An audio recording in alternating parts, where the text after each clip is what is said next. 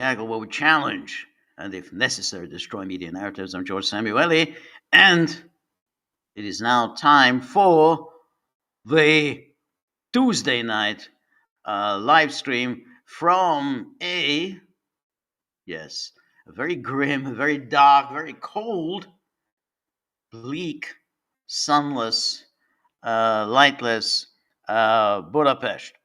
And so, welcome everybody who has joined me. I really appreciate your being with me. And there's a number of things, obviously, to discuss. And I see Ahmadovich, always good to see you. Ahmadovich says, how do you rate Trump's weaknesses? That EU holds him by the balls. Well, we're going to talk about that, obviously, at some, in some detail today, because obviously the biggest story, I mean, other than the story about Susie Wiles, or she's known, I think Robert Barnes refers to her as Swampy Susie, who clearly has done some damage to Trump. Quite why she did that, we don't as yet know. But if you sit for 11 interviews with Vanity Fair, obviously the question then has to arise: what exactly do you think that you are doing? Vanity Fair is not going to write a favorable account about the Trump administration on its pages. That's not what it's going to do. It's like you sit down for an interview with the New York Times. You know exactly what the New York Times wants to do, and there's something obviously. I just feel there's something really despicable, disgusting, and loathsome about people who do that. Whatever their ambitions and their career projections, but anybody who goes ahead and plays the game with the mainstream media, when they've been around long enough to know how the mainstream media plays the game and how they will be used to frame stories, then they get everything that they deserve. And this happens all the time. And so Susie Wiles is, of course, now claiming, oh, it was all taken out of context and so on. Well, no, it's not taken out of context. I mean, they almost certainly went back to her to check the various quotes, since it's all based on interviews. I'm sure they went back to her and said, is this correct?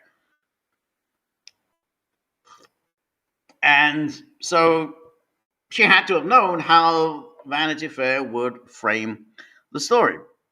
And this again, as I say, this happens all the time, and it's quite disgusting when people, leaving aside Trump and obviously all his flaws, which we'll talk about, you still have no business playing this game. And Trump himself has done that. Trump himself was sat down for interviews with Maggie Haberman, and then he starts sending out tweets or truths about, oh, Maggie Haberman, she put lies about me. Well, yeah, that's what she's gonna do. If you sit down with Maggie Haberman, yeah, you are going to get an extremely unflattering article. I mean, you're not a child anymore. You've been around long enough to know exactly what Maggie Haberman does, and you've been around long enough to know what Vanity Fair does. Vanity Fair that's basically a kind of a more fashion conscious version of the New York Times. So exactly, someone says Wiles was taped. Yeah, that's exactly right. I don't know who you're saying stop lying. You're not saying stop lying to me. Yeah, of course she was taped. That's absolutely right. She was taped. And so any attempt to say, well, it was all out of context, well, the context is all there. And in any case, anybody who does sit down for an interview with the New York Times or anyone else, if you are going to do it, then you need to tape the interview yourself. Absolutely, you need to tape it. And again, if you're Susie Wiles, who's been around this world, you've been around for decades, then you know, don't rely on their tape recorder. You know, you bring your own tape recorder, tape the whole conversation, so that you'll be able to say, oh well, they took this out of context. I didn't really say that. Well, you've got your own version, and therefore you can challenge it. But so far, she hasn't been able to challenge it. She sent out a tweet saying, "Oh, it's all taken out of context." So yeah, I mean, this is all pathetic. It may be, though, there may be a good aspect of it, is that this could be the beginning of the end of Susie Wiles. I'm never quite sure why Trump wanted her as his chief of staff, but this could be the beginning of the end. This is quite a bad, that's a bad. This is an error of commission, not an error of omission on her part. Anyway, that's that. And then, of course, the other thing is this meeting that took place, and we did the podcast on Monday with Peter in anticipation of this meeting in Berlin, and it went pretty much as we had thought. But the upshot is, of course, the Europeans are purring. And Zelensky is also purring, like the cat who's just had the cream. They're feeling very, very pleased with themselves because the thing is because the Europeans and Zelensky always had one goal in mind. That is, keep the war going, get Trump entangled in their project, and get Trump to sign on to this security guarantees, which are left vague, but nonetheless, when people read them and they say, well, it's a security guarantee, it's whatever it may mean, whether it's a NATO-like guarantee, whether it's an Article 5-like guarantee, whatever it means. The one thing it does guarantee is that the United States is now committed to continuing this conflict on Ukraine's behalf. And that was it. That's all that they needed to do. Of course, they dress it up as, oh, well, now we're close to a deal. We're close to peace. We have a peace agreement. But they know absolutely the last thing they want is a peace agreement. What they've got is that commitment from Trump. So Trump was asked about this in the Oval Office yesterday. The U.S. Navy vet says, gee, you are a sorry Trump apologist. You are a fool, sir. If you think I'm a Trump apologist, I'll say, well, a fool. I'm absolutely not that. And I have no idea why you're even saying this. Apropos of Wiles, who basically should not have done what she did. And I think probably that's the end of her career. Anyway, let's take a look at what Trump said at the Oval Office presser. He was asked about the meeting in Berlin.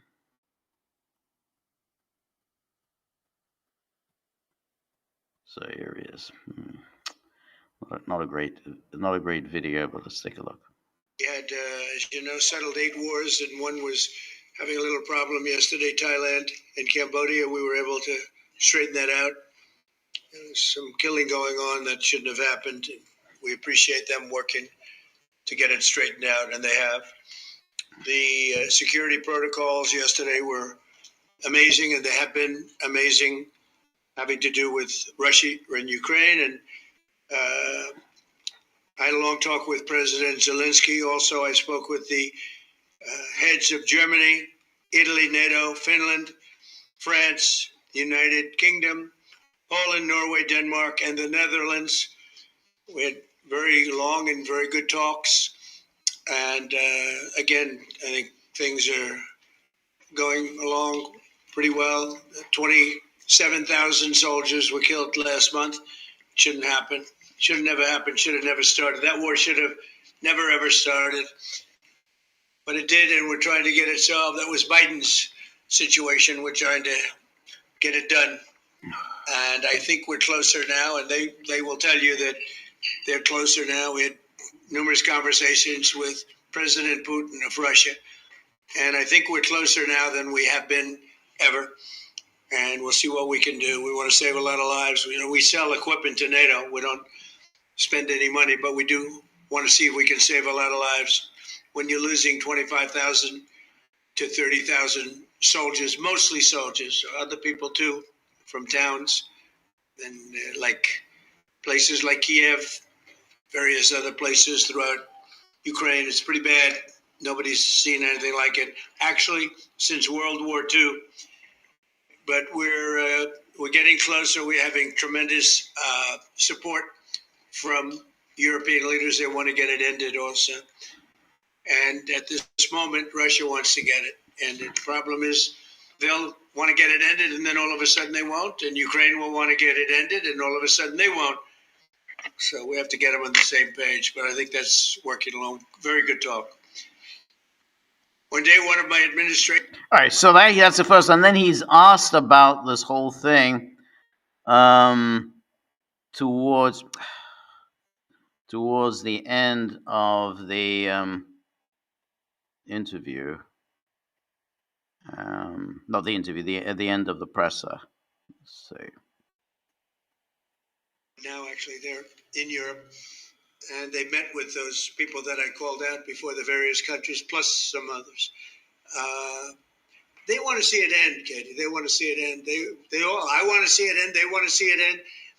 I actually think that President Putin wants to see it end. I've had good talks. We've had good talks with Russia, and I think they'd like to get back to a more normal way of life. Mr. President, follow up there. An Article 5 deal seems to be emerging without NATO membership for Ukraine. If such a security guarantee is offered, what incentive is there for Ukraine to give them any sort of territory? Well, look, you have, they've already lost the territory, to be honest. I mean, the territory is lost. But in terms of security guarantee, we're working with Europe on it. Europe would be a big part of that. And we're working on the security guarantee so the war doesn't start up again. We don't want to have a war start up again. As I said, with Thailand. All right, so this is a serious blunder. I mean, this is a blunder of enormous magnitude on Trump's part, because this is exactly what the Europeans and Zelensky had wanted from him. And that's why it was always an absolutely disastrous for Trump to play along with this game. Because remember, we had this, we had the meeting in Anchorage in August. And then, of course, Zelensky immediately rushed to the Oval Office along with his minders, and they all came and threw Trump off his path of seeking some kind of an accommodation on the war. So that was already one. And then we had the October's discussion with Putin, the phone conversation with Putin, and the preparations for the Budapest summit. And then again, Trump went back on that and put forward his proposal, which was a ceasefire in place, which he knew that it was going to be rejected. So that never happened. And now we have the third complete fiasco, which was the following the 28-point plan, which was always unlikely to be accepted by the Russians, but at least it had the basis of something to talk about.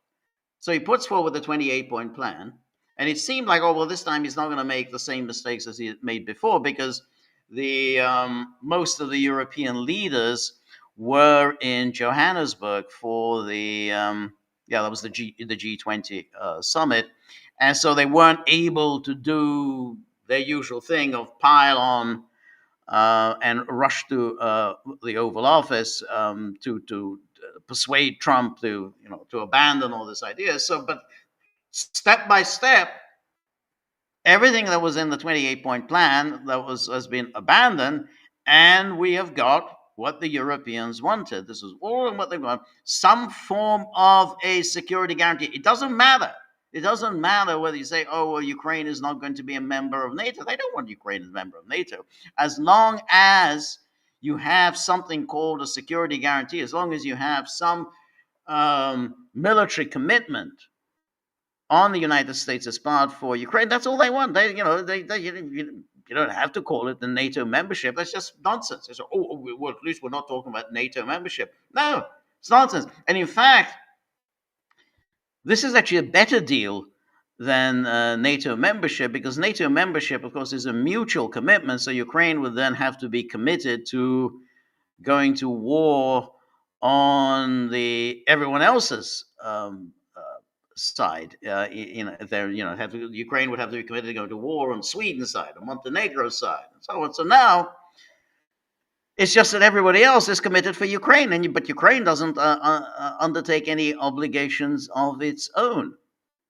And so actually, the Europeans said, we did what we needed to do. We threw out the 28-point plan. We threw out everything that Trump and Witkoff and Kushner were talking about, and we are, basically, Trump is on board with us. So here was the statement that there's Marty. Always very good to see you, Marty. Marty always arrives and introduces himself with a wonderful meme, and this meme is Merz and a guy who looks very much like Merz. I mean, they look very physically alike. That's NATO Secretary General Mark Rutte, and they're all looking very, very pleased, and rightly so pleased. I thought, Marty, that you were going to introduce another photograph, but since you didn't, I'll be able to introduce that photograph myself. And so anyway, here then is the EU statement from yesterday. Well, it's kind of EU, but I mean it's all of the European leaders. So because you had the British signed on to this and the Americans signed on to this, so it's the leaders' statement on Ukraine. The leaders welcome significant progress on President Trump's efforts to secure a just and lasting peace in Ukraine. They also welcome the close work between President Zelensky and President Trump's teams, as well as European teams over the recent days and weeks, and so on. And then here's the kicker. Leaders appreciated the strong convergence between the United States, Ukraine, and Europe. And both the US and European leaders committed to work together to provide robust, here we go, US leaders. You remember the issue of the robust security guarantees, that's always presented as the Europeans talk about this, but the US doesn't say. But here, this is their statement. The US, and the US was represented at this meeting in Berlin by Jared Kushner and by Steve Witkoff. And as we'll see in the photographs, have the two of them, very, very, friendly with all the EU leaders. They're all standing there, sitting side by side. So we've got the committed to the robust security guarantees. Keep in mind, and this I think has to be remembered, and why it's so ridiculous when people say that somehow I'm being pro-Trump. I mean, Trump is now, and we saw in that Oval Office presser, Trump is talking about security guarantees, which is a major commitment by the United States. That is something that Biden had resolutely avoided. Biden did not go down this path of security guarantees. So, I mean, they were doing that, to Biden throughout his time in the Oval Office. He avoided that. But Trump is now going into that of what would be a truly catastrophic decision on the part of the says, "You buddy apologist." Yeah, that's right. I'm a buddy apologist. And, but anyway, so here, the robust security guarantees that they've got Trump to commit to, and he said, provide sustained and significant support to Ukraine to build its armed forces, which should remain at a peacetime level of 800,000 to be able to deter conflict and defend Ukraine's territory. Of course, 800,000 would make Ukraine's army the biggest in Europe, not only the biggest in Europe, but it would be bigger than the armies of France, Germany, Italy, and the UK currently. Now, of course, once Merz begins the process of expanding the armed forces of Germany, and that might change, but at the moment, 800,000 would be massively bigger than any other armed force in Europe, and it's a long way from the 150,000 that was envisaged under the Istanbul Agreement of April 2022. And then he says, a European-led multinational force, Ukraine, made up from contributions from willing nations within the framework of the coalition of the willing. And so we have a European-led multinational force in Ukraine made up from contributions from willing nations within the framework of the coalition of the willing. So this coalition of the willing, they are planning to deploy a multinational force in Ukraine. Remember, this statement by the leaders is a statement with which Trump is apparently associating himself with. He hasn't dissociated himself from this statement. Willing nation within the framework of the coalition of the willing and supported by the US. It will assist in the regeneration of Ukraine's forces. Regeneration. This is nice. They're planning on a regeneration of Ukraine's forces in securing Ukraine's skies and in supporting safer seas, including through operating inside Ukraine. So in other words, all of this is about preparing Ukraine for the upcoming war with Russia.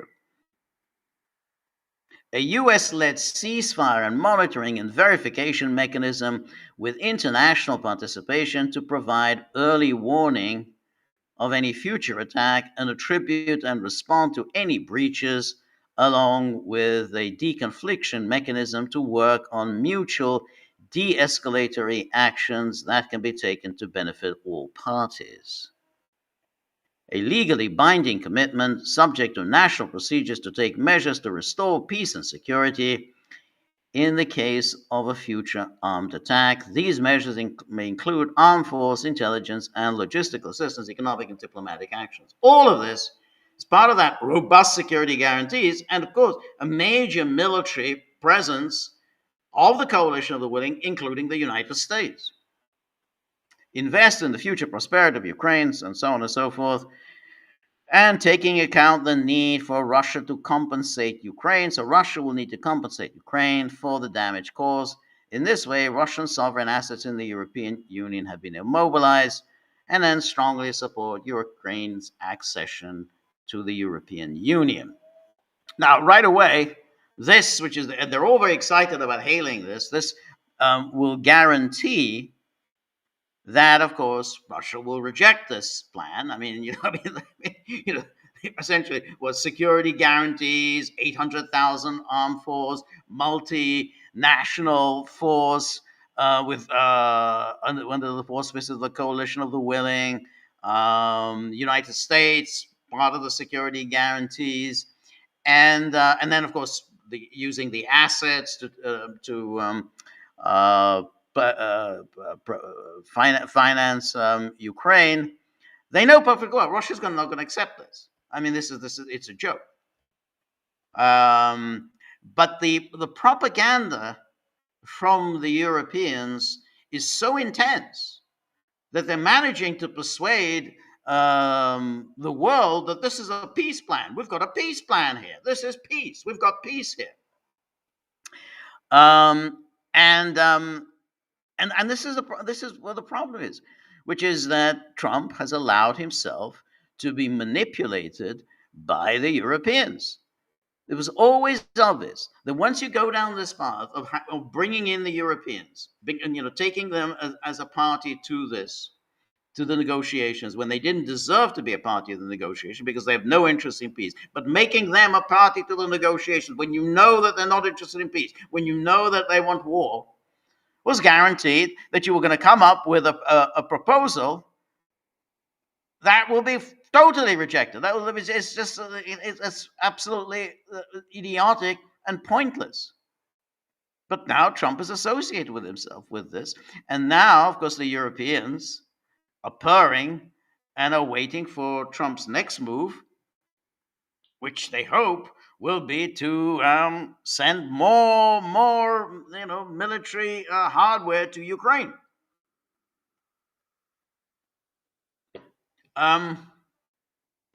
I have to say that this statement from the Europeans including Trump, even the media seem to be befuddled by this because they're sort of wondering, what the hell does this mean? I mean, there's no way Russia's going to accept any of this. The leaders expressed their support for President Zelensky and agreed to support whatever decisions he ultimately makes on specific Ukrainian issues. So when he says, I am not giving up any territory in Ukraine, I cannot do it. Under the Constitution, I cannot do it.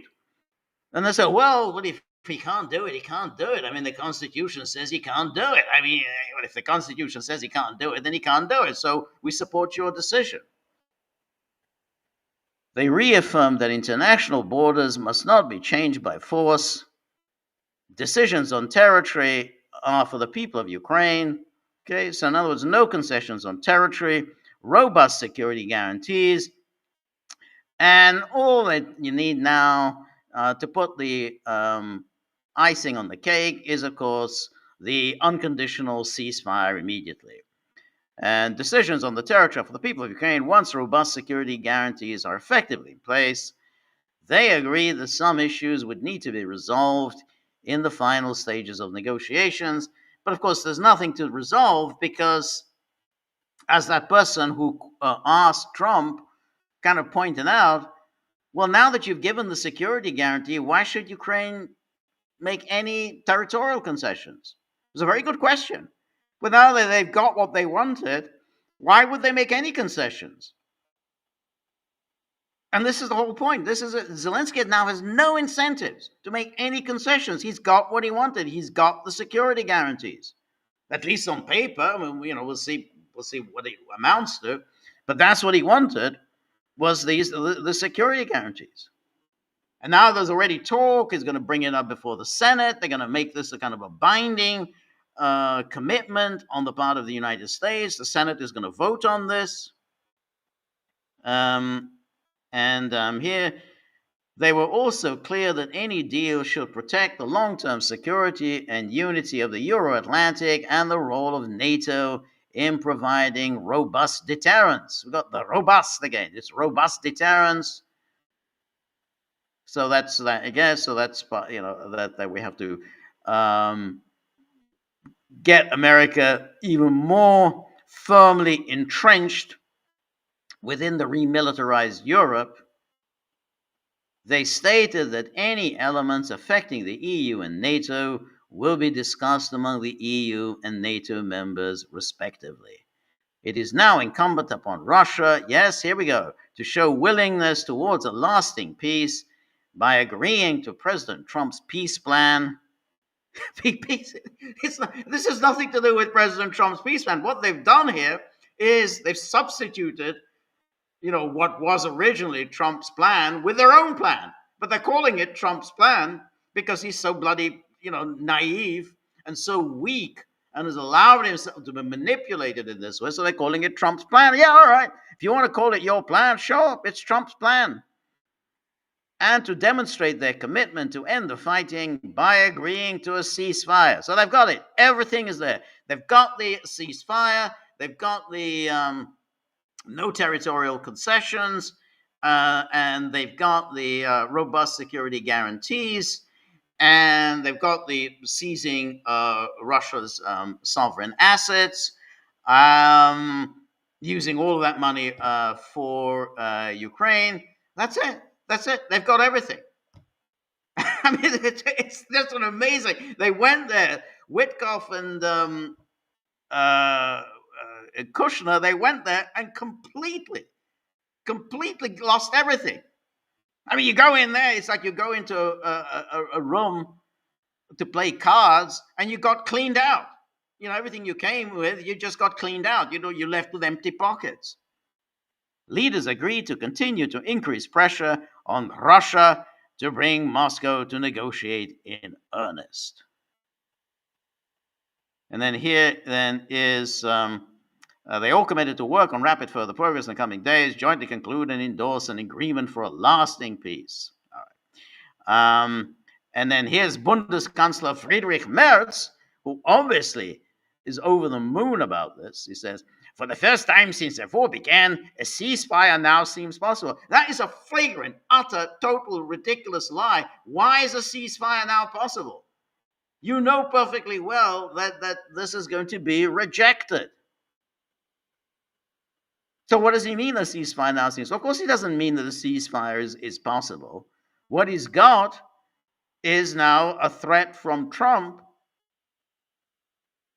essentially to go to war against Russia. So that's what it takes to be a ceasefire. So it's the very opposite. A war is now rather likely. And so he calls it, it's a ceasefire now seems possible. A ceasefire now seems possible would suggest that Russia is going to agree to any of this. Of course, Russia's not going to agree to any of this. We want to move along the path to peace together with the Ukrainians, our European partners, and the United States, who are peace together. Just one drawback: the peace requires the agreement of Russia. I believe that today in Berlin, we are taking an important step forward on that path. This is lie. This is always the lie that they purport. This is the bombs for peace lie. Now, there's a reason why I called my book Bombs for Peace. It's always that. You bomb, you expand the war, and you call it for peace. Bombs for peace. We are now really are within striking distance of peace. And then, so that was Merz, very pleased with himself. Macron also pleased with himself. We are moving forward together for a strong and lasting peace. Together with Europeans, Ukrainians, Americans, we are strengthening our convergence, military support, robust security guarantees, and reconstruction. Ukraine must remain sovereign. Europe must remain secure. It is now incumbent upon Russia to make a determination for peace. Kind of that's an afterthought. And then Ursula, she chimes in. Good meeting in Berlin tonight. We are seeing real progress thanks to the alignment between Ukraine, Europe, and the US. That's it. She puts it forward. Alignment. After all the talk about they've gone their own separate ways, they are in alignment. Ukrainians are bravely defending their independence every day. They deserve a peace worthy of their courage. Peace. They got a peace worthy of their courage.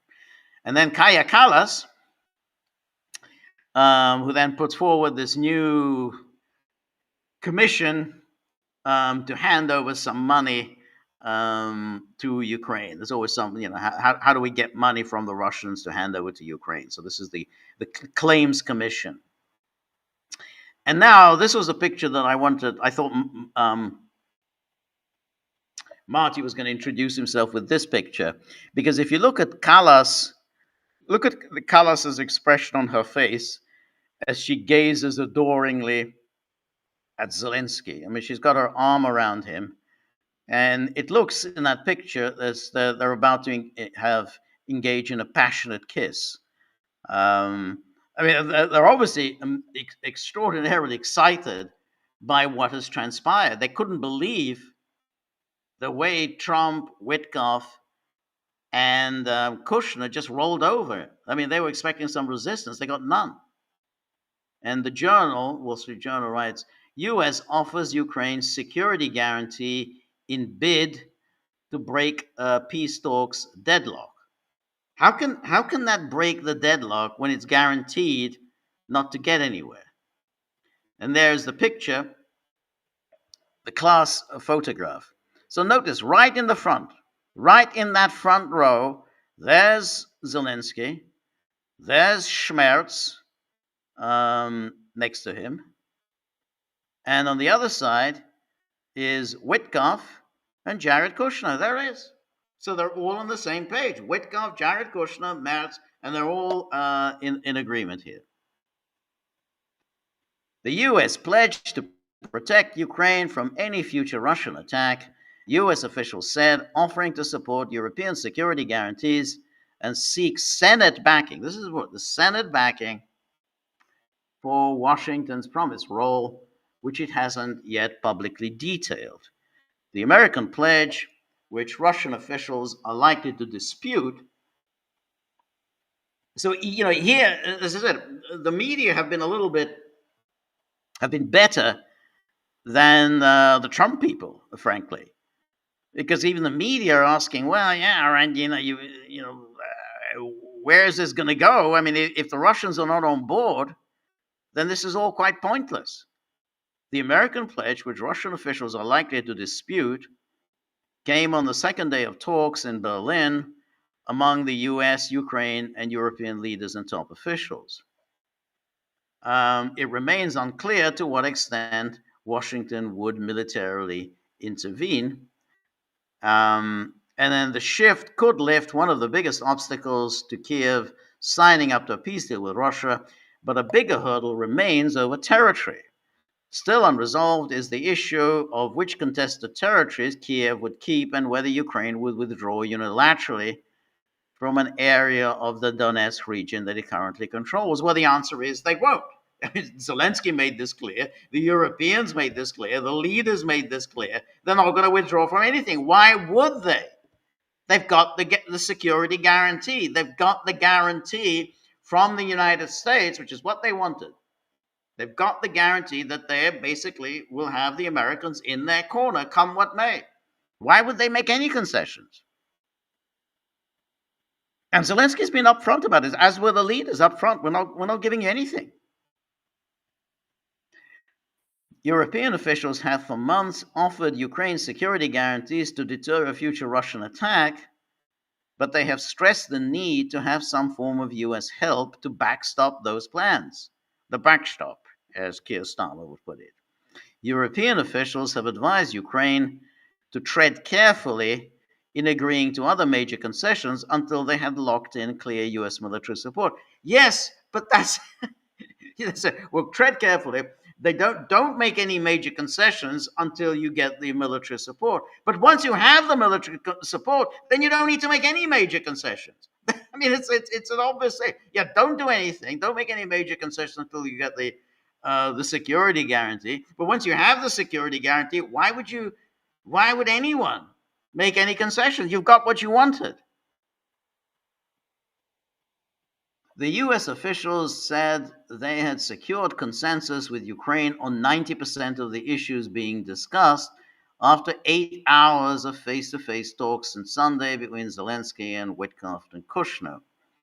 The security guarantees would include monitoring, verification, deconfliction, the official said, and would lay out the role the US would play if Russia breached a peace deal and would come back to attack Ukraine. They would also include the provision of weapons to deter a Russian force. The U.S. officials didn't spell out the details of U.S. roles, beside retreating that Washington wouldn't send ground troops. And they don't have to send ground troops. The point is that once the fight starts, then you send the ground troops then. I mean, it's, you know, you don't have to send any ground troops immediately. The presence on the U.S. delegation of U.S. Air Force General Alexis Grinkevich, who heads the NATO's military operations and the U.S. European Command, underscored the seriousness of the discussions on the military aspects of a ceasefire deal. And the U.S. officials said the guarantee, which are set out in a draft document compiled by U.S., European, and Ukrainian militaries, would be similar to NATO's Article 5 guarantees, referring to a part of the founding treaty. So Zelensky, speaking at a press conference, said that progress had been made on security guarantees and that Washington was hearing Ukraine's concerns. Yeah, I mean, that's right. He said that what he called destructive parts of the original proposal had been removed from the document. So everything that he didn't like has now been removed from the document. And the Americans, instead of walking away and said, well, if you don't like our plan, fine, have at it, which is the only way that anything could have been achieved. You know, fine, if you want to go to war, you want this war to continue, go ahead and continue. But instead, the Americans have been sucked in and have now accepted the rewritten part of this plan. But by doing so, and by associating the United States with this, then it becomes very, very hard to walk away. Before, they could just walk away and say, okay, well, you know, we put forward our plan. We thought that was a good plan. Trump thought it was a good plan. You weren't interested. You thought that you have a better plan. All right. Go ahead with your plan. Go ahead with your war. Go ahead with your security guarantees. But we're out of it. We're not going to do this. We're going to walk away, and we're not going to do it. And that could have focused minds, but that's not what Trump did. Instead, now Trump has got himself totally outmaneuvered. He was completely outmaneuvered here, outplayed, outthought, out-strategized by the Europeans, who are nothing if not very crafty. I mean, these are not stupid people. I've said this before here, and you know, we always like to have a good laugh about the Europeans. They're not stupid people. They're very, very smart. They're very crafty, and they've got Trump where they want him. And now, since they, you know, we looked at that picture. That was very important. That picture. There's Zelensky in the middle. On one side, Merz. The other side, Witkoff and Kushner. Standing behind Zelensky is Ursula, and they're all in on it. They're all together on this, and they said, "Hey, this is our proposal." And so, well, now this proposal, which obviously is going to be rejected. I mean, it's a non-starter. The Russians aren't interested in any of this. Then that's it. The Americans now have to support their own proposal because it's now associated with them. It's with the Americans because that's the leader's statement. The leader said, "This is the Trump plan." They didn't say, "Oh, this is the EU plan." No, this is the Trump plan. So now they have to associate themselves with it, and they have to then put their money where their mouth is. They have to send their arms and their intelligence to Ukraine and continue the war and escalate the war, what they call peace. So this then is this is still the Wall Street Journal, and it says Zelensky, speaking at a press conference, said that progress had been made on security guarantees and that Washington was hearing Ukraine's concern, and said the destructive part of it is gone. And then it said, it is important that the U.S. accepts Article 5-like plans, plus the corresponding security guarantees. And we are making progress there. I see the details that the military has been working on. They look quite good, even though it is only the first draft. So they still good, but it's only the first draft. Zelensky is going to make additional changes. It's just the first draft. So I mean, these security guarantees and these military plans, I see the details that the military has been working on. So there was that Air Force, U.S. Air Force general who was there. That's the first draft. And then here's Merz who says, what the USA has put on the table here in Berlin in terms of legal and material guarantees is truly remarkable. That's Merz saying. What the US has put on the table here in Berlin in terms of legal and material guarantees is truly remarkable. It's a very important step forward, which I very much welcome. The American side has made some political and legal commitments here that are quite remarkable.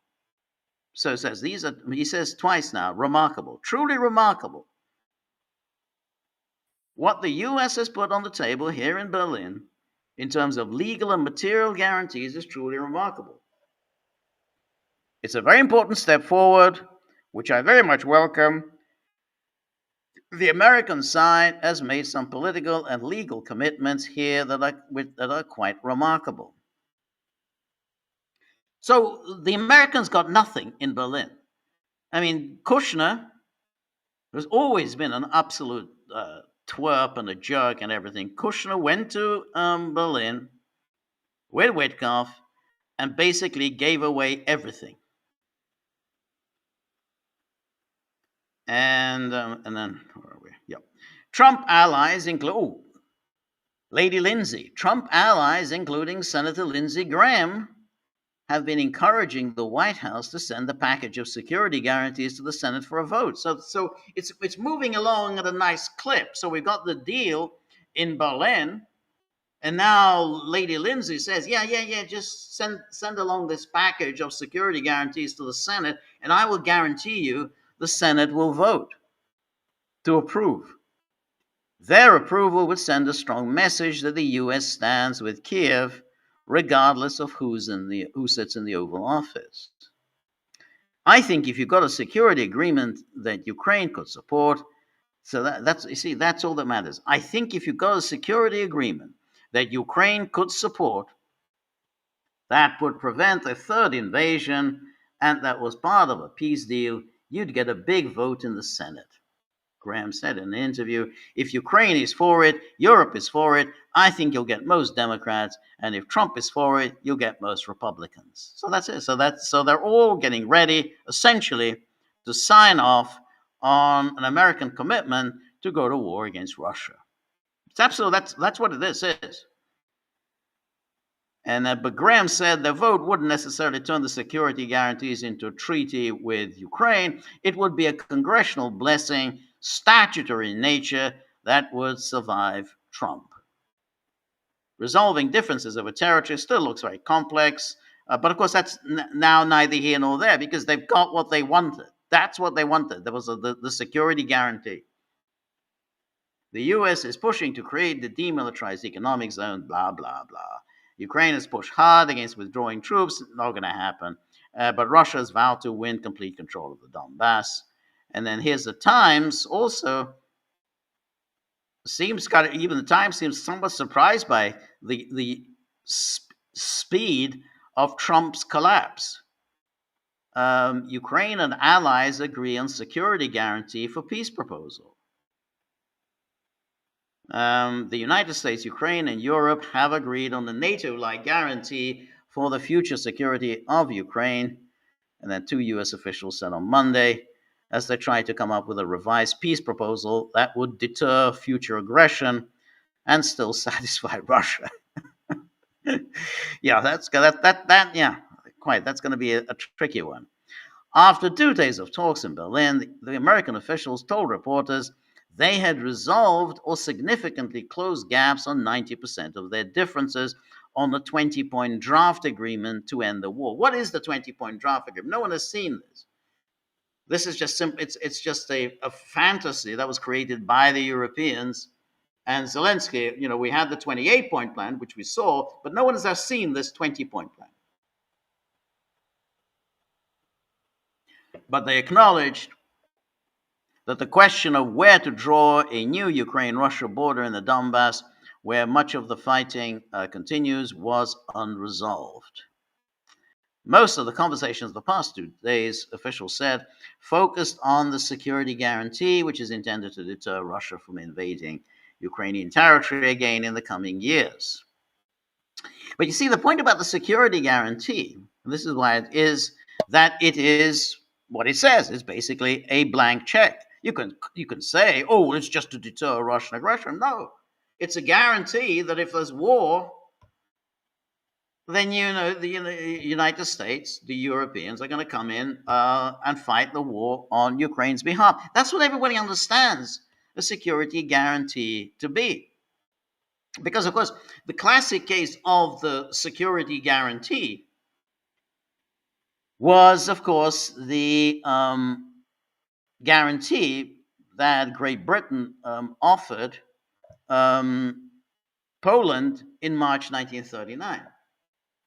And why that was so crucial was that it was indeed a blank check for Poland. Once they did that, once Britain issued that guarantee to Poland, then Poland no longer had to make any concessions whatsoever to Germany. And the British, who at that stage still believed that that some kind of an agreement between Poland and Germany was possible, because Germany wasn't really asking anything so drastic. I mean, they wanted Danzig back, but they were prepared to leave the Polish corridor in place, and the Polish corridor had separated Eastern Prussia from the rest of Germany. So Germany was prepared to leave that in place, but they did want Danzig transferred to Germany. And the British, they thought, well, look, this is not an unreasonable. It's certainly a hell of a lot more reasonable in terms of what Germany was demanding than, say, the Sudetenland. But they said, okay, but Poland, well, once they had the security guarantee, Poland said, well, why should we make any concessions to Germany? We've got the security guarantee. And that was the point. That was why British diplomacy from March 1939 through to September 1939 was so pointless and ineffectual, because they had the security guarantee, and therefore they weren't prepared to make any to make any concession. So that's really the point. So once you have that, then there's nothing else to discuss. I mean, all the talk about, well, what about the Donetsk? You're going to give up this territory? So, no, we're not giving up anything. Why would we? Why would we give up anything? We've already have everything that we wanted. But you already said you're going to go to war on our behalf. Now, you can certainly reasonable to say, well, what is a security guarantee? And that does depend on the how one interprets it. But at the very least, I mean, we won't know until the exact time that the security guarantee comes into play. I mean, what exactly it will mean, how it will be understood, how it will be interpreted. I mean, obviously that will depend on the particular circumstances. But what it does mean is that there's now no incentive whatsoever on the part of Ukraine to make any concessions at all. And if they're not going to make any concessions at all, then obviously the war continues. If the war continues, then of course, the United States will get ever more deeply sucked into it. But what I think is so important here, what I think needs to be kept in mind, is that Trump has walked into this trap that was always set for him. The security guarantee was the trap that the Europeans had set for him. And that Biden, the hapless, foolish Biden, had been, at least smart enough to avoid walking into that trap. But Trump doesn't seem to have avoided it. And I think that could prove to be a totally catastrophic um, blunder on the part of Trump. Now, the other thing that I wanted to um, bring up is the news that the, the project, the big project in Belgrade that Jared Kushner was supposed to invest in. Those that ministry that had been bombed in 1999 and that had remained as a kind of a monument to the NATO bombing. So it's been there now, I suppose, 26 years, and Vucic had wanted there to be a building built there. I mean, it's an eyesore in the middle of the city, and so he wanted some building there, and it seemed like he had got this investment to build a kind of, I don't know, whatever it's going to be. I don't know, Trump Tower, Trump office block, or whatever. And he'd received a commitment from Jared Kushner to invest in this property. Now, there have been a lot of protests in Serbia over this project. Now, it's all of this is completely phony and bogus, fraudulent. These protests, I'm second to none, obviously, in remembering and having about the 1999 bombing and all the monuments to the bombing, and that's all. It's all there. So the people who today are pretending that, well, we can't build anything here because this must remain a monument to the 1999 bombing, are lying. They're fraudulent. They couldn't give a rat's ass about the 1999 bombing. And they don't care about it. So whenever there are any events to remember the 1999 bombing, they're always striking by their absence. They never show up for any of that. They regard, they despise and spit out the name of Slobodan Milosevic with hate and contempt, the hero of Belgrade in 1999. And Vucic himself was a member of that government, incidentally. So he actually he was almost killed. Remember, he was almost killed in 1999. He himself was heading for an interview in the RTS studio for an interview with Larry King, and but he, for some reason he canceled at the last minute. But so he could easily have been killed. But either way, Vucic had wanted this building, this relic of the 1999 bombing, just taken down, and you build a Trump Tower there. Now, I'm not a huge fan necessarily of Trump Towers. However, I see a fraud, and it's obviously this thing about, we can't possibly build anything here because this is a monument to 99 by people who don't give a rat's ass about 1999. I know this is obviously a political move. It's a political move, and that part of the moves against Vucic. As much as all of the protests that we've had against Vucic, blaming him for that that terrible accident that took place in Novi Sad in November 2024, which didn't really have anything to do with Vucic, just as per usual, bad, lousy, shitty Chinese workmanship, which is part of the whatever. I mean, maybe corners were cut, but basically it was just bad workmanship that was there. It's not the first time, not the last time that these things have happened.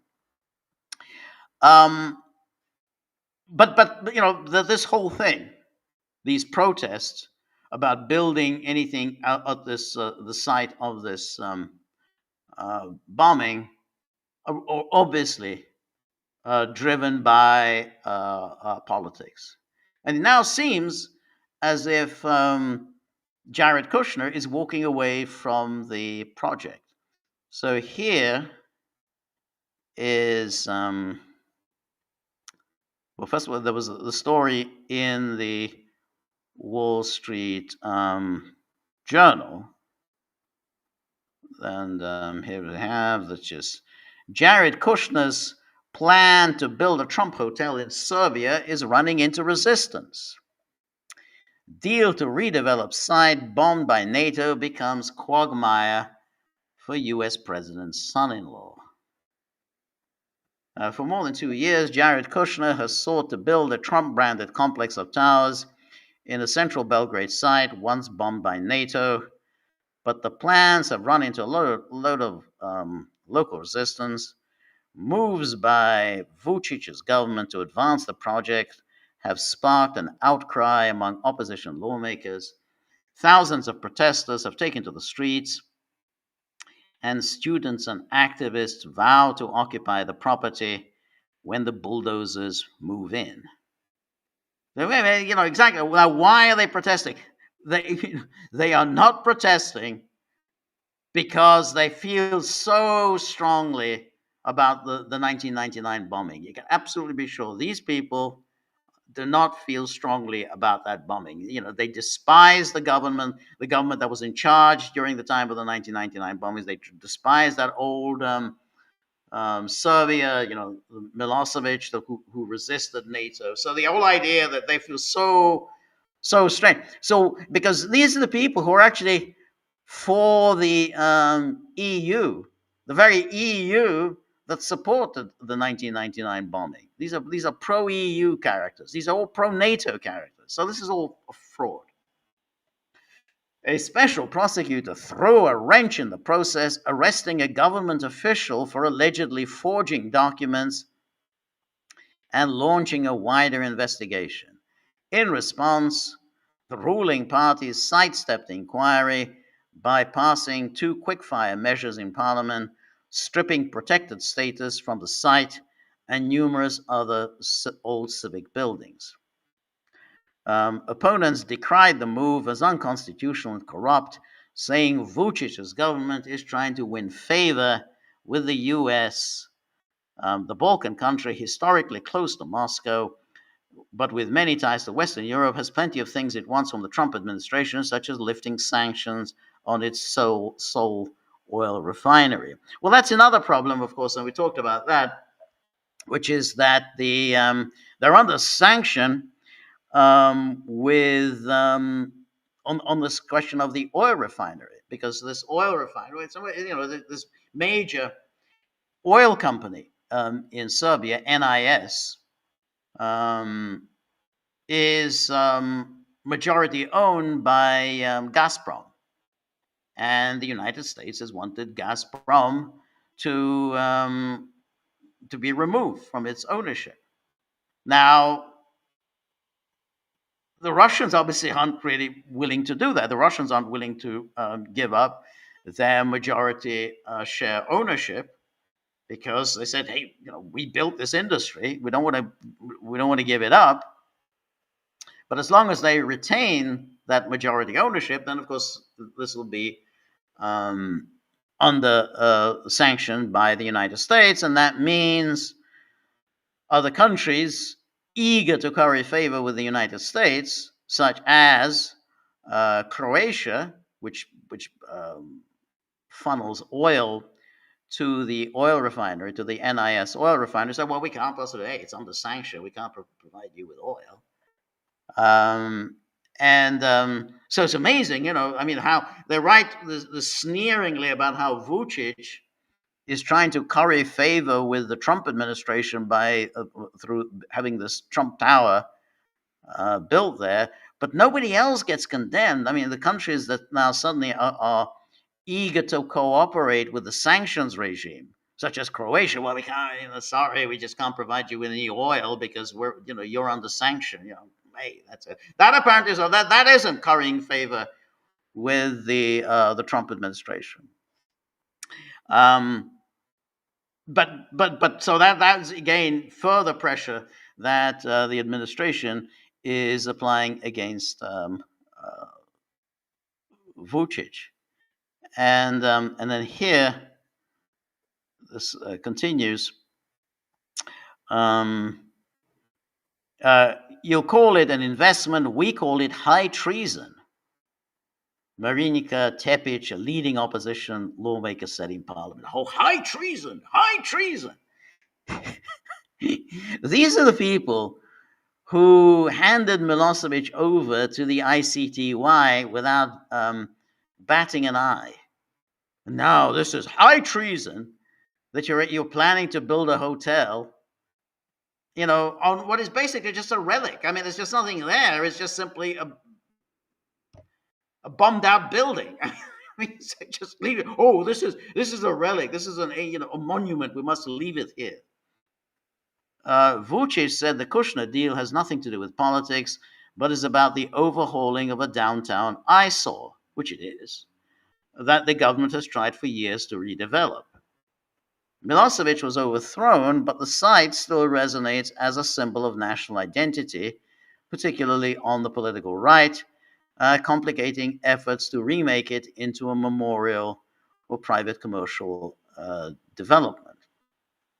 Now, keep in mind, Vucic is himself a member of the right. I mean, he belonged to the party of Vojislav Šešelj.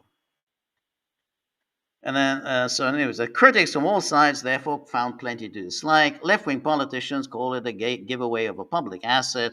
What public asset? It's a dump. It's just simply a ruined building without an open process. On the right, nationalists decry the sale to a family tied to the most powerful country in NATO on a site they see as hallowed hallowed ground. The media are just shameless. I mean, the Wall Street Journal, Murdoch, Rag, the word hallowed ground. These are the media that rejoiced in the bombing. They loved the bombing, and to this day, they denounce the Serbs for complaining about what NATO did to them. How dare these horrible, evil Serbs complain about the bombing. The bombing. It was done because there was horrible genocidal people. NATO had to bomb them. Oh, it's hallowed ground. Hallowed ground.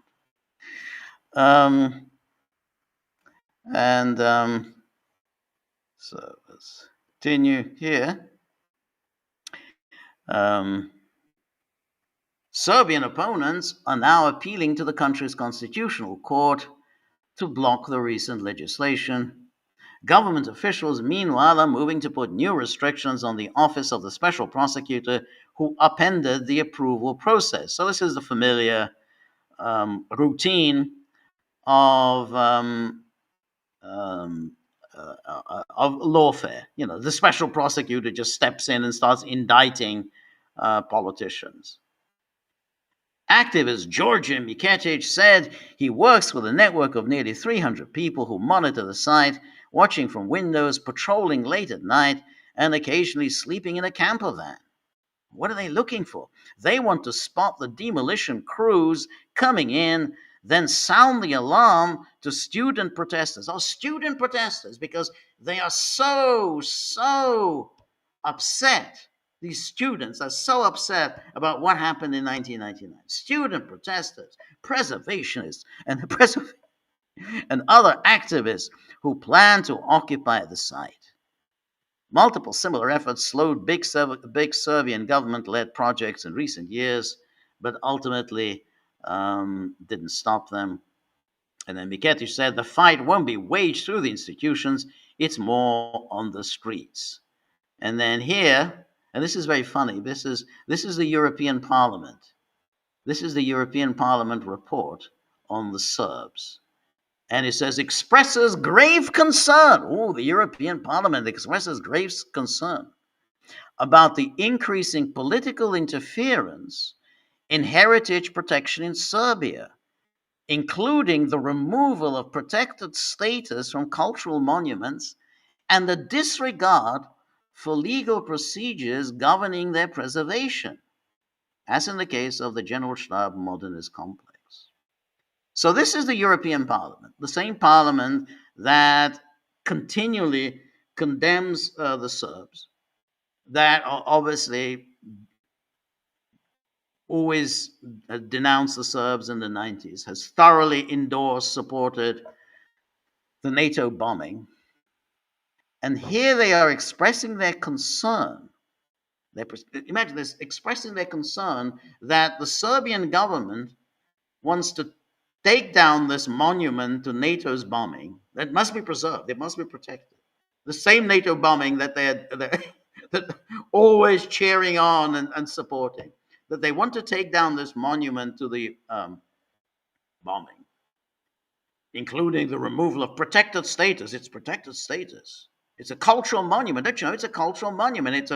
It's just simply a wrecked building. It's a cultural monument that must be preserved. As a reminder of NATO bombing that the European Parliament cheered on and continues to cheer on. Removal of protected status from cultural monuments and the disregard for legal procedures governing their preservation. It has to be preserved, this cultural monument to NATO's crimes. And here it is, and the Wall Street Journal reports this. A European Parliament report singled out the General Staff building, saying it had grave concern. Architects and preservationists have rallied against the plan too. And says, here's this Serbian-born professor of architecture at the MIT. So she's working at MIT. You can imagine the kind of person that person is. The project they're raising is a very important architectural piece, as she says. It would be like putting a Trump hotel on an IM Pie building at Washington, D.C., the National Gallery of Art. It's amazing. There's nothing there. It's just a bummed out building. And then here's the New York Times. Kushner's firm pulls out of Trump-branded hotel deal in Serbia. And then this is blah, blah. The announcement came hours after Serbian prosecutors charged 4 senior government officials with corruption in connection with the $500 million project. And then the decision dooms a deal that had exemplified the willingness of foreign governments to bend over backward to further financial interests of the Trump's family. The President, Alexander Vucic, who has been seeking Mr. Trump's help all year on economic issues, has fiercely championed the proposed complex in downtown Belgrade. And then it goes on. So the spokesman for Mr. Kushner's firm said the company was pulling out because meaningful projects should unite rather than divide, and out of respect for the people of Serbia and the city of Belgrade. And then while Mr. Vucic has pushed the development as a way to attract more tourists and revenue to the nation's capital, his critics asserted that he was subverting Serbian law to please the White House. Well, and then Vucic, in an interview with the New York Times in November, the foolish thing. I mean, Vucic always does this. He gives these interviews to the New York Times, and then Christian Amanpour, and then he's surprised that he's always portrayed negatively. And Vucic says, we were bombed in 1999. It's 26 years. Now we found an opportunity and a good investor that will be ready to pay a huge amount of money. And then here it is. Here is this glorious cultural monument. Just take a look at it. You can see, wow, we need to preserve that. That looks beautiful. That has to be preserved. Imagine that everyone is there worried that that's going to be taken down and they might build something there because they care so much. They care so much in preserving the memory of 1999. And then here's Balkan Insight. Serbian president laments Kushner's withdrawal from the project, threatens critics. And then Vucic said on Tuesday that the withdrawal of Kushner's company from a planned project in Belgrade will cost Serbia 750 million euros, worth of lost investment. And he blamed protesters and prosecutors for the loss. And then, unfortunately, both as a state and as a people, we are the big losers. We have lost an exceptional investment of 750 million euros. The total property and economic damage caused to us by the blockaders and the prosecution is no less than 1.5 billion euros in various ways. He also threatened personally to make sure that everyone who participated in the destruction of the Republic of Serbia and in causing this damage is held accountable. And says, I will file a personal criminal complaint. I will prepare it thoroughly against all individuals who took part in this witch hunt and the destruction of this investment, against individuals from the police, against individuals from the prosecution, and against other individuals who contributed to the collapse and further economic undermining of the Republic of Serbia. And the interesting thing is that the morons are out celebrating tonight. There's always morons around when it comes to Serbia. They seem to be very happy about this, and I don't quite get the happiness that I don't want to quote these people because they at least take an interest in Serbia, and they don't wholly go along with the usual fairy tales about Serbia and the wars in the 90s. But they seem to be happy because somehow, if it's bad for Vucic, then that must be a good thing, and if it's bad for Jared Kushner, then it must be a good thing. It's just it's mind-boggling why anyone would think that there's anything good about this. It's an investment, if it gets built. I mean, yeah, is it an eyesore? Well, I suppose it's an eyesore. It's an eyesore if you build these Trump towers, but I don't think there's any real danger to commemoration of the NATO bombing.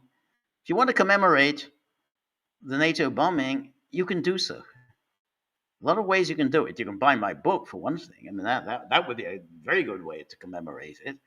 But you can also, there's plenty of events. I was there in Belgrade to commemorate the 25th anniversary of the bombing. When was that? That was in 2024. I didn't see too many of these people showing up to commemorate. And now, oh wow, we can't do any of it. We can't do this. It's so phony, and so and I say the phoniness of these people on Twitter who seem to be rubbing their hands with glee because Vucic's plans to curry favor with Trump have failed. Well, okay, I suppose they've failed, but to be honest, there are worse people in the world than Vucic, and so not so therefore that's anyway. But anyway, I mean the problem is it's and this has been a striking feature of the Serbs is that they're very easy to manipulate. I mean, they are easy to use by the Western powers. I mean, that they did that in the 1990s, and they seem to be doing it now as well.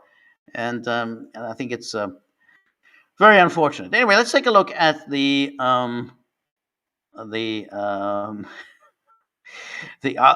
locals page, the people who have contributed to the Gaggle tip jar, to something for the so Marty is got up here the well,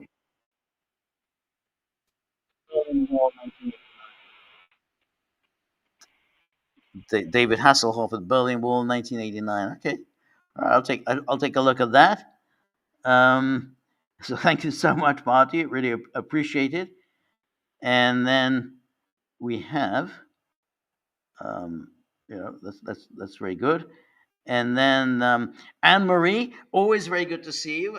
As I always say, Anne Marie is our really distinguished musical contributor. Anne Marie is a renowned, internationally renowned musician. Has played in the some of the best orchestras in the world. Has worked with some of the best conductors and composers in the world. Has aided in the creative process of some of the really great musical creators.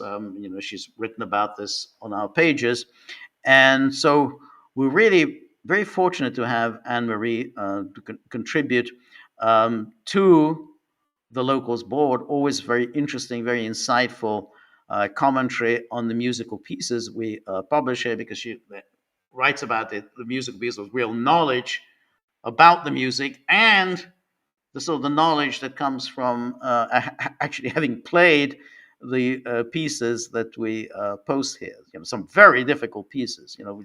We always try to post something that's very interesting and unusual, not always easiest to listen to, but they're always quite difficult to play. And yet Anne Marie invariably has played them and can always offer really interesting insights into the creation of those pieces and into the playing of those pieces. So really, really very fortunate um, uh, to have her on these pages, and particularly, to read her contributions. And so, um, so we posted a Bartok second violin sonata the other day.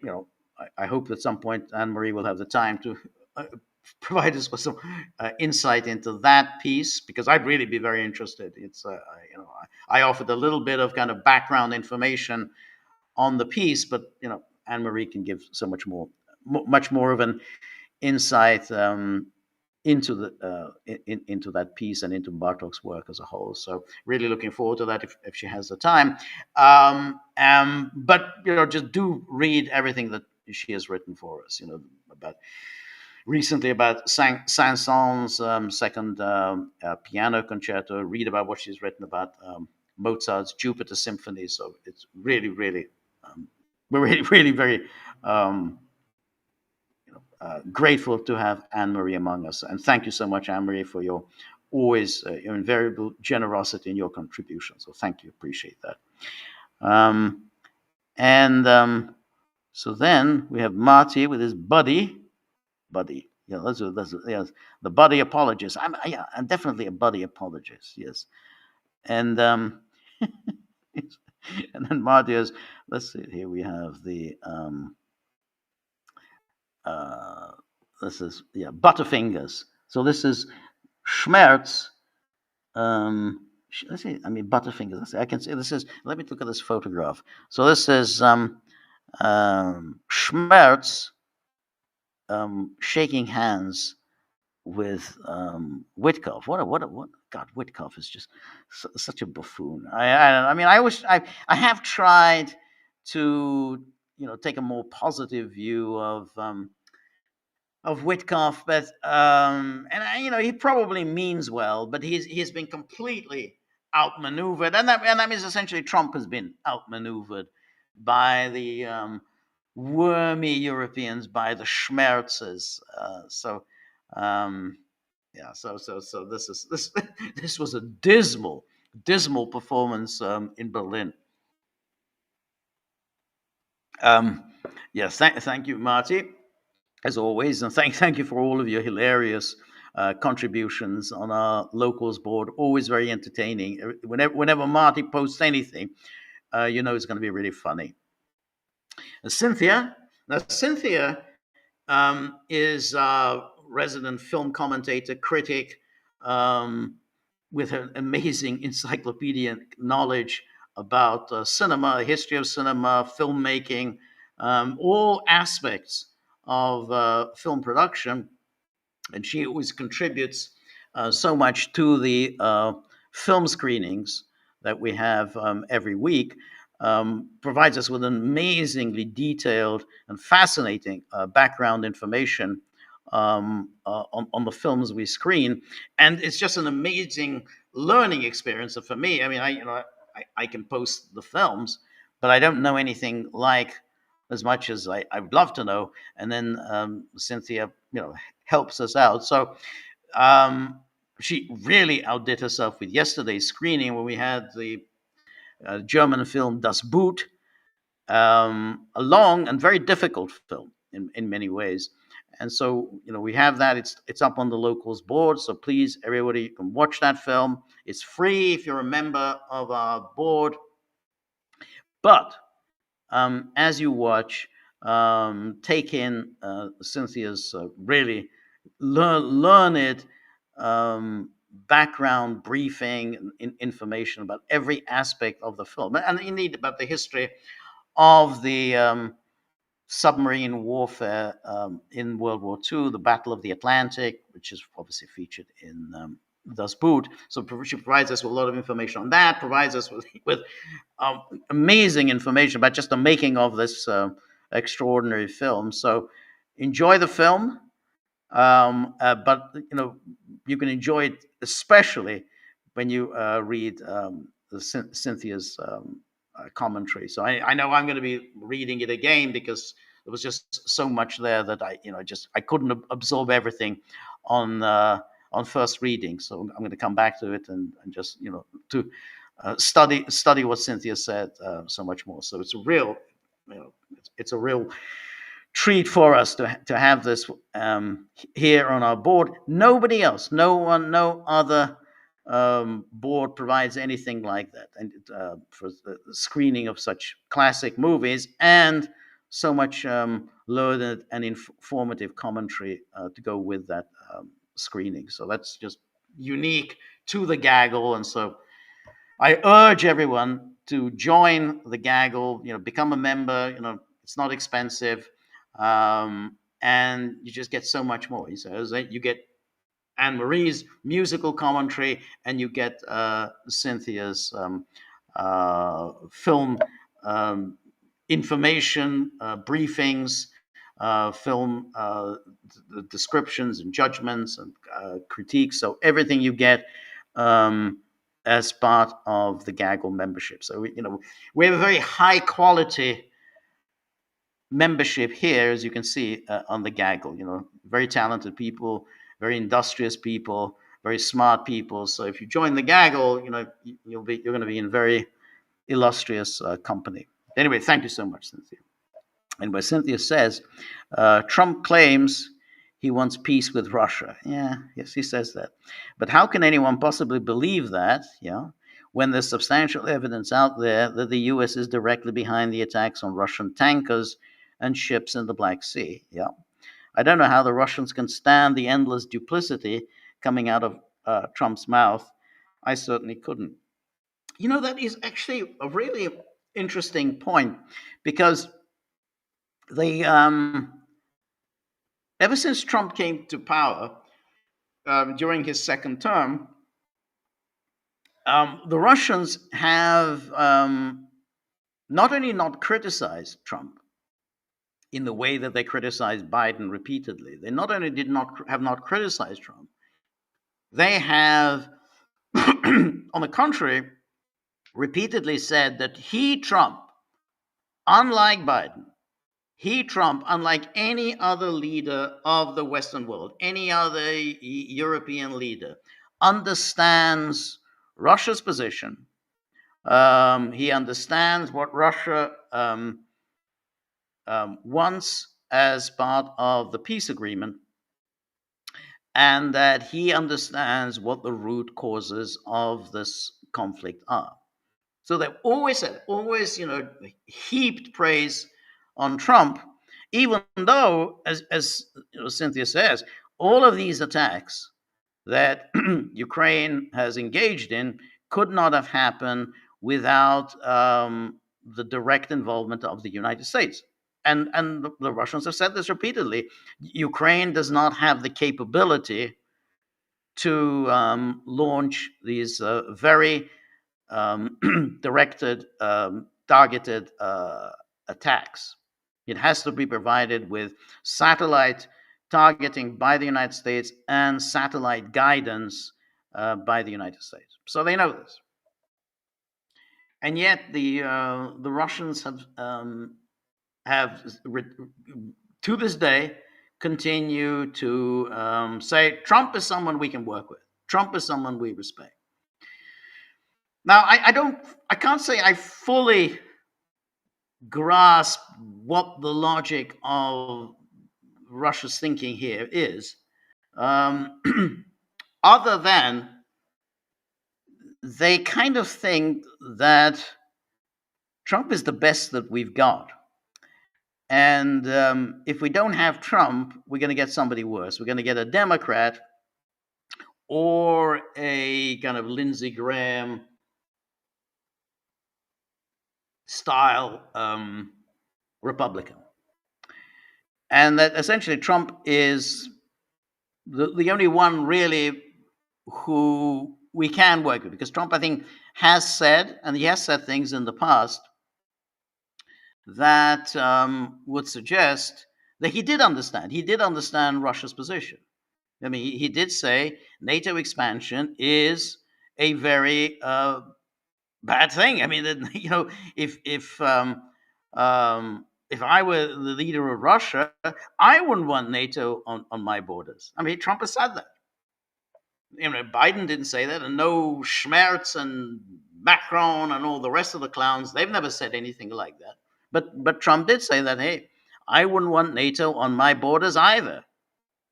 And he did say things about Crimea in the past, which suggests, well, I think the Crimeans were rather happy to be reincorporated into Russia. So he has said things that the Russians would say, okay, well, that shows that he does understand our point of view. The problem, and we've talked about this at great length here, is that Trump has no means of actually implementing his vision. It's like he knows what needs to be done. He knows the problem, but he doesn't have either the will or the ability to do what's necessary. So it's now the third time that he seems to have had a deal in the works with the Russians. Alaska, Budapest, and now this Witkov, Dmitriev plan, the 28-point plan. That's the third time that Trump seemed to have some sense that, hey, this is the kind of deal, something along these lines is the only thing that can end this war. And 3 times he's been thrown off course because he's brought in the Europeans. And he knows exactly what the European game is and what they're trying to do here. And he doesn't seem to have any ability to stop this. And so there is, oh yeah, well, we're very close to a deal. No, I mean, you're further from a deal now than ever. I mean, there they were. There's Merz. I mean, we looked at it. Merz delighted. And there's Witkov and Kushner standing with Merz. And Merz said, hey, we've got these security guarantees, what we wanted.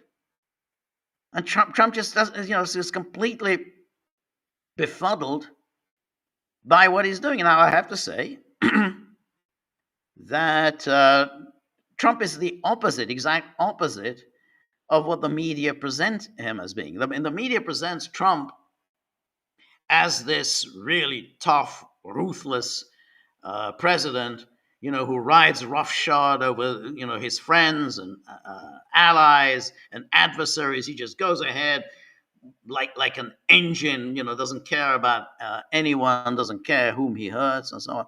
The reality is the opposite. Trump is a very weak president. He's the very definition of the weak president. A president who essentially allows others to outsmart him, others to outmaneuver him, others to outstrategize him. he sets out the vision of what he wants, and then there's no ability to implement it. And then, I've seen political leaders like that. They say, well, I'm going to do this, this, and this. And then, of course, when you get, blowback, and then you get the resistance against it, you're very easily thrown off course. Those are the weak political leaders, and history is full of them, and they're quickly forgotten because they failed. They weren't able to implement their vision, and that's exactly what's happening with Trump. In that news conference, I didn't show all of it. We saw a little bit of it. He was also asked about, well, Israel just murdered a Hamas leader in Gaza. What do you think of that? I said, well, I like Israel. I like Bibi. I have very good relations with Bibi. And then the same reporter asked, well, is that a violation of the ceasefire? It's just a very good question. You've been touting this ceasefire. You've been touting this deal. You supposedly brought peace to the Middle East. He said, is that a violation of the ceasefire that Israel murdered a Hamas leader? I mean, that's not supposed to happen once there's a ceasefire in place. And Trump said, well, we're going to look into that. Oh, okay, they're going to look into it. And, he's going to no doubt ask Marco Rubio, hey, Marco, was this a violation of the ceasefire? And then Marco said, I don't think so. No, I don't think it was a violation of the ceasefire. I think it's very much in accord with the ceasefire to murder one of the leaders of the parties to the ceasefire. Yeah, I think that was in accord with the ceasefire. So, okay, so we've done that. So that's his own ceasefire. His plan is being flouted by Israel, and he doesn't seem to have any ability to stop this. I mean, even if a reporter in the Oval Office will say, I don't see how that's compatible with a ceasefire when you kill a leader of Hamas. And I said, well, that's it. So where are your peace plans? Where are your Ukraine peace plan? If essentially this peace plan has been taken over by the Europeans, it's Schmerz's peace plan, and that's why Schmerz is, looking as pleased as punch. He couldn't believe that Witkoff and Jared Kushner would roll over like that. So what that means is, the Russians, and is it endless duplicity? I don't know if it's duplicity. I think it may just be weakness and incompetence, which is why I suspect the Russians have been forgiving of him, and they just simply say, well, fine words, butter no parsnips. You can make all these statements, you can issue your national security strategy document, but if you don't know how to implement your vision, if you don't know how to bring about a genuine peace agreement, then that's it. That's they probably feel, well, I think Trump means well. I think Trump probably wants to end the war. I think he does want to end the war, to be honest. I really do. I mean, if you listen to him in those news conferences, I think he really does want to end it. But that's neither here nor there. The fact that you want to end it doesn't mean that the war will ever end, because you have to know how to end it, what you need to do to end it. And in the case of both the war in the Middle East and the war in Ukraine, there's one way to do it. You have to put the squeeze on Israel. You can apply the pressure on Israel. And he's done that in the past. He did that on the issue of the attack on Qatar, which obviously Trump was not happy with. And Israel launched its attack on Doha. And Trump made clear he was unhappy with that. So he knew how to apply pressure then. And as and with Ukraine, I mean, he's said to Zelensky, "Hey, you don't have any cards." But Zelensky then turns around and says, not unreasonably, I do have the cards. I have you. That's my card. You always come around to my side. Yeah. If Trump were to say we're cutting you off, then yeah, you don't have the cards. If Trump doesn't say we're cutting you off, then he has the cards. So I think I think the Russians just think, well, he means well, but he's kind of useless. And I think that was also true in a sense during the first term as well. Anyway, Cynthia, thank you very much. Appreciate it. And then Cynthia goes on. Is it true, as I stated in the movie chat, that Germany's submarine warfare became a formidable force in both world wars as a direct response to the British blockades and their illegal weaponizing of merchant ships? If so, did the British also engage in piracy, not just blowing up ships? If they did, isn't what the US is doing on the high seas even more illegal, as we're technically not at war, and especially if we're stopping non belligerent vessels and selling their goods for profit? This is no question. Anything that you do when you're not at war, any attempt to mess around with international shipping, any particularly messing around with commercial shippings in international waters is totally illegal. And not just illegal, it's an act of war. It's an act of war to tamper with commercial shipping in international waters. Now, if you were attempting to enforce a UN Security Council resolution, then that might have some legal basis to it. I mean, it's arguable whether even that is truly legal, but at least you can say, well, there is a UN Security Council resolution that prohibits oil shipments to country X. We stopped this ship in international waters as part of our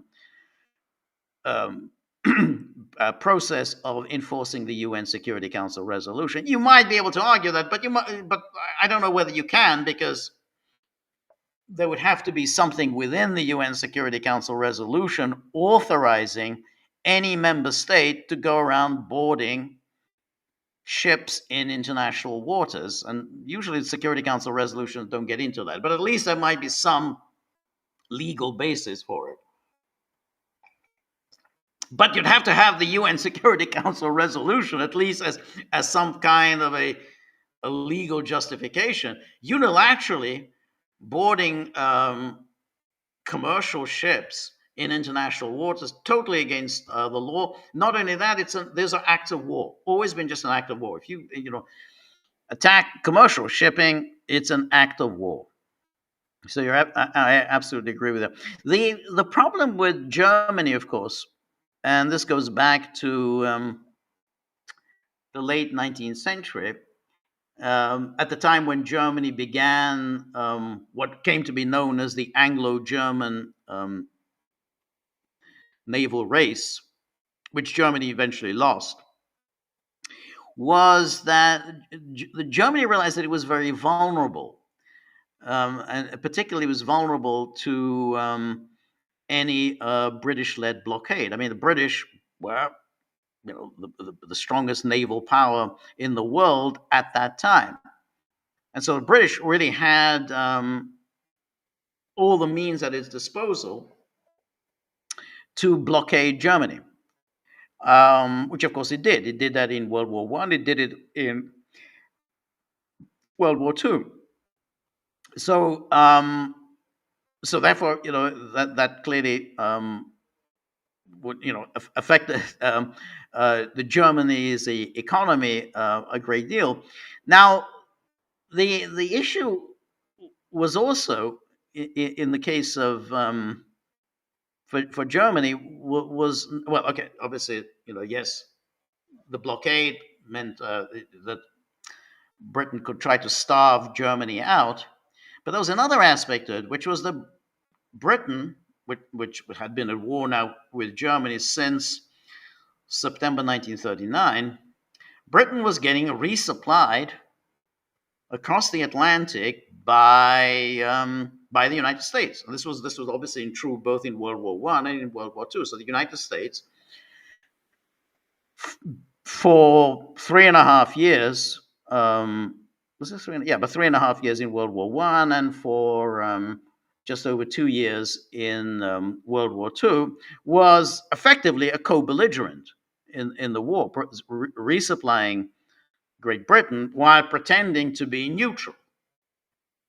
Now, for the Germans, this is they thought this is the height of insolence. I mean, the United States is essentially a party to the conflict, and so they obviously they did have the challenge of dealing with this United States resupply of Great Britain. Now, during World War One, they did absolutely started hitting American shipping, because this American shipping was basically sending munitions and weapons to Great Britain that were going to be used in France. Hitler tried to avoid um, waging this war against the United States for as long as possible in World War II. So although the United States was, of course, resupplying Britain illegally, incidentally, because of the neutrality laws. So Roosevelt was lying to the American people during the resupply of Britain, because that would have been a violation of the neutrality laws. So Roosevelt was doing it illegally, but he was nonetheless doing it. But Hitler wanted to avoid a war with the United States for as long as possible. So he really didn't begin the Atlantic War until much later, because he just did not want to get the United States into the into that war. So it was without question, the Germans were in a bind. They very vulnerable. If you just look at the geography, so they're very vulnerable to a blockade. And the blockade, incidentally, particularly in World War One, and this was a real sore point with Germany, because the British maintained the blockade of Germany well past the armistice of November 1918. So the blockade went on for a long time after the end of World War One. They were starving the German population out. So that was a particular sore point with the Germans. Um, but ultimately, yeah. I mean, it was always a difficult position for Germany. Once that war started, and they knew immediately, since the British were the ones who, after all, declared war on Germany, that the British would impose a blockade on Germany. And Germany would, of course, try to break that blockade, and so that was the importance of the submarine warfare. But then subsequently, the submarine warfare had these two purposes. First of all, to try to break the blockade of Germany, but the submarine warfare was also important in just to stop the American resupply of Great Britain. Of course, once Hitler declared war on the United States, and I think that's why he did it. I mean, it was in a sense a relief for Hitler after the attack on Pearl Harbor, because, as I said, from September 39 through to December 1941, essentially Hitler was not attacking American shipping. He just was so reluctant to bring the United States into the war against him, and because it was, after all, it was America's intervention, 1917 to 18, that was decisive in defeating Germany in World War One, and so Hitler really wanted to avoid, for as long as possible, the United States again getting into that war. But then once the Japan had attacked Pearl Harbor and he declared war on the United States, he was able to attack the American shipping. So that was part of the submarine warfare, which Germany, yes, eventually lost. But it was always going to lose, given. I mean, it just simply its industrial power really couldn't match that of the United States, and its naval power really didn't match that of Great Britain.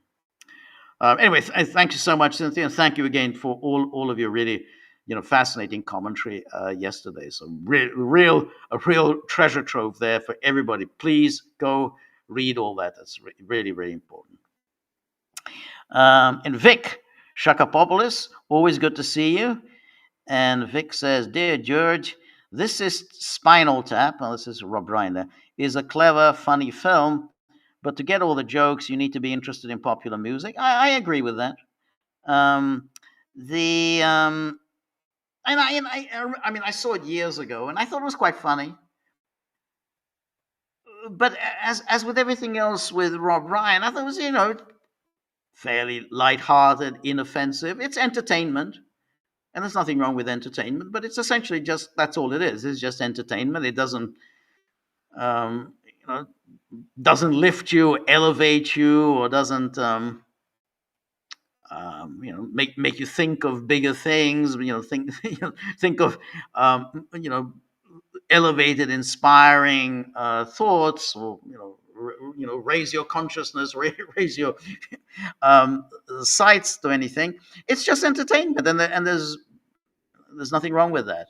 But that's all it is. It's just in one ear and out the other. That's and I remember that. I mean, it was.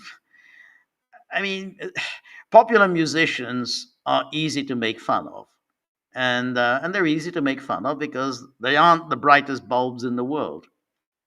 But to be honest, you could do that an entertaining film making fun of athletes. Athletes also they're not the brightest bulbs in the world, and you could make a kind of an amusing kind of documentary style film about athletes or about actors or anyone. So it was an easy thing to do because they were kind of dumb. But I just, I just thought it was really, very light, superficial sort of fare. Anyway, I also recommend a film inspired by it, the 1993 Affair of a Black Hat, which I haven't seen. Although to get the jokes in the latter, you need to be interested in early hip hop culture. Well, that's a problem. I'm not sure I don't think I know the difference between early hip hop culture and late hip hop culture. But maybe some people here at the Gaggle know the difference between early and late and middle hip hop culture. Anyway, I doubt there are people of that interest among the Gagglers, though. Well, I don't know. You never know. There might well be Gagglers. Yeah, count me in. So let me give you a lecture. But maybe So if anyone knows about early hip hop culture and knows this film, Fear of a Black Hat, please contribute and tell us about it. Tell us, what that is. So I'm really interested. Anyway, thank you so much, Vic.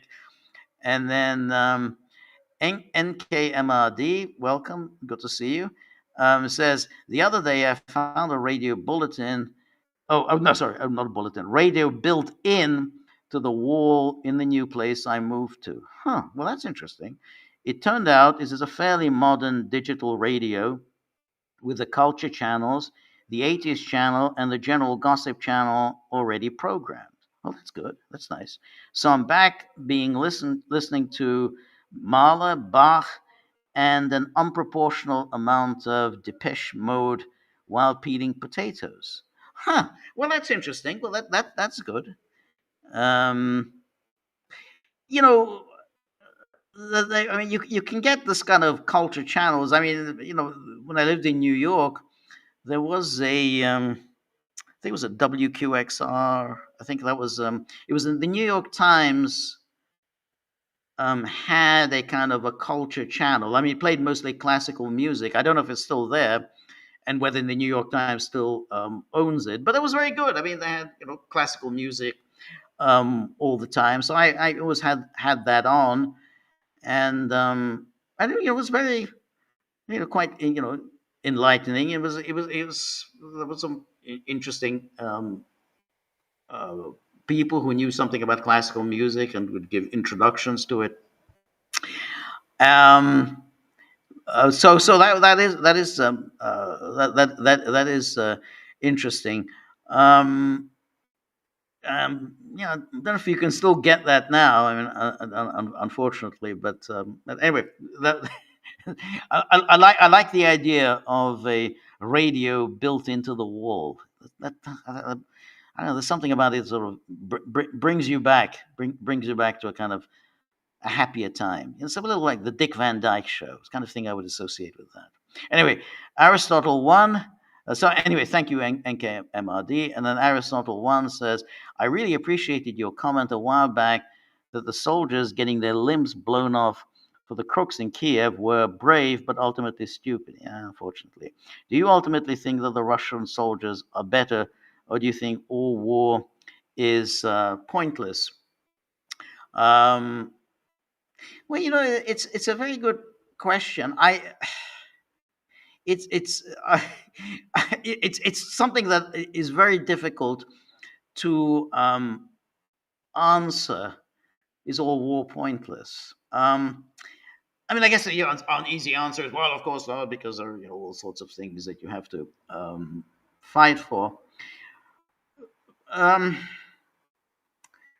but on the other hand, if you're the soldier who's had your limbs blown off, and now you're gonna, you're very young, you're in your 20s, and now you're gonna live the rest of your life without your legs, in a wheelchair. Well, that's you're gonna live whatever your next 50, 60 years with no legs.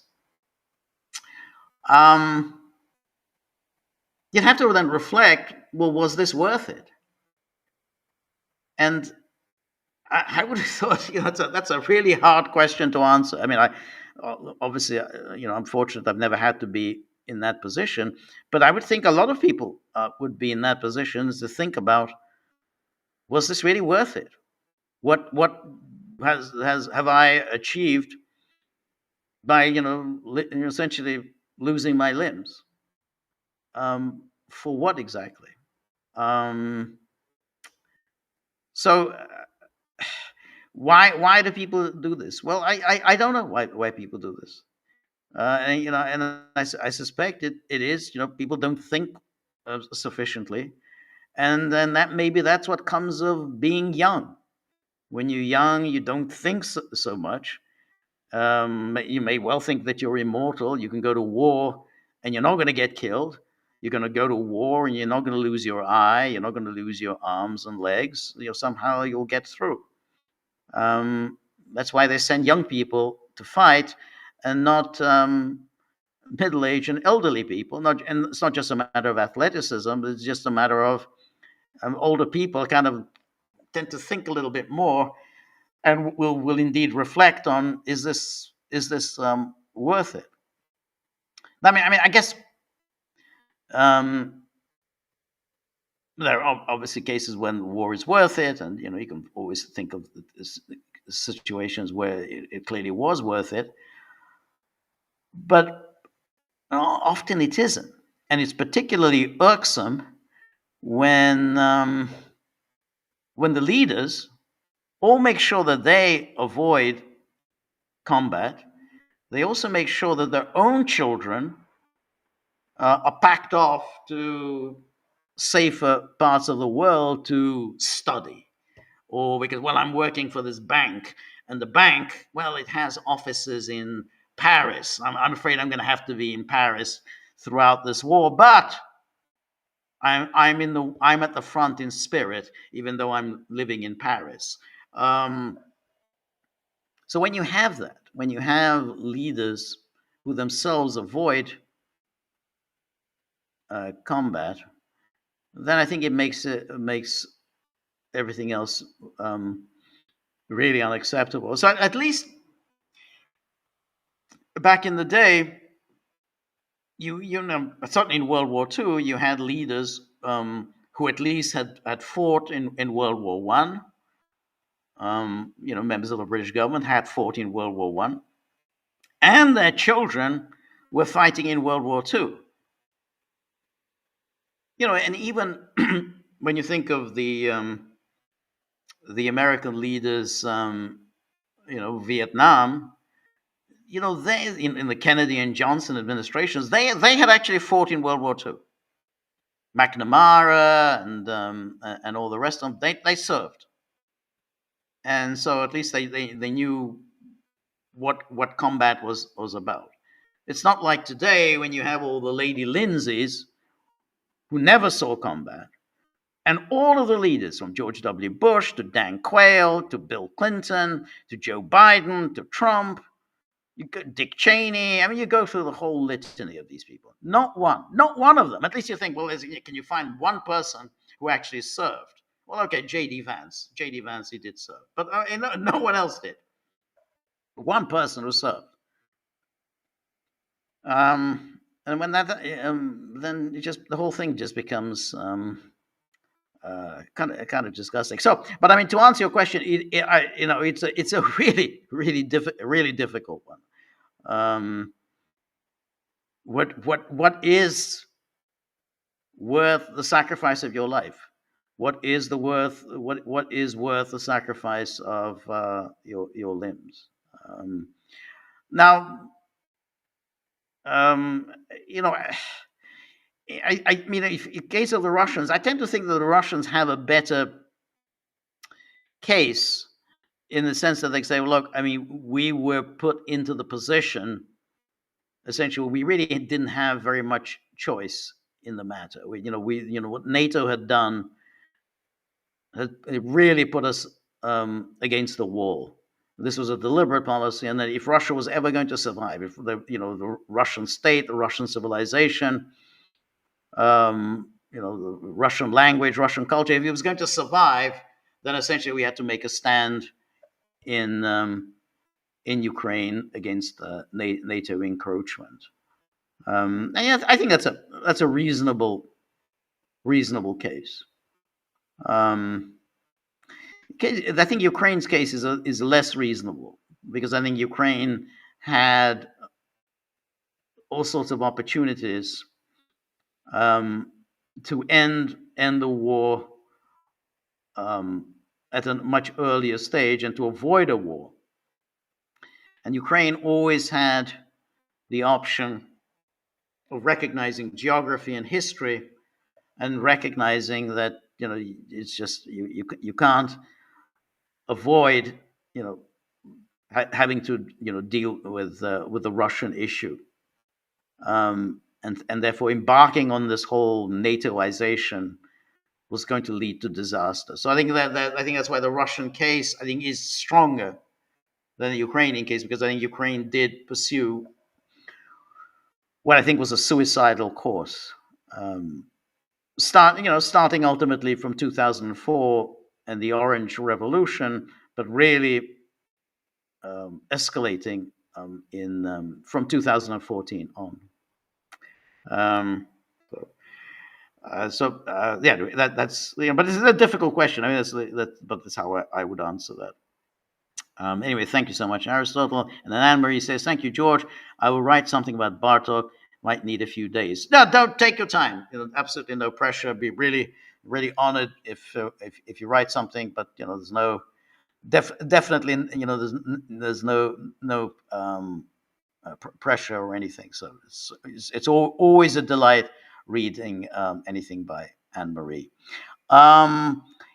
Anyway, I think my time is up. So thank you, everybody who joined me. Thank you for all your questions and comments and ideas and everything else. And keep in mind, we have our film clubs, so we have our film screenings once a week, and I'm always looking for ideas for a theme. So we've had the themes of the theme that we had, which was World War II, the ambiguities of World War II. We've had two.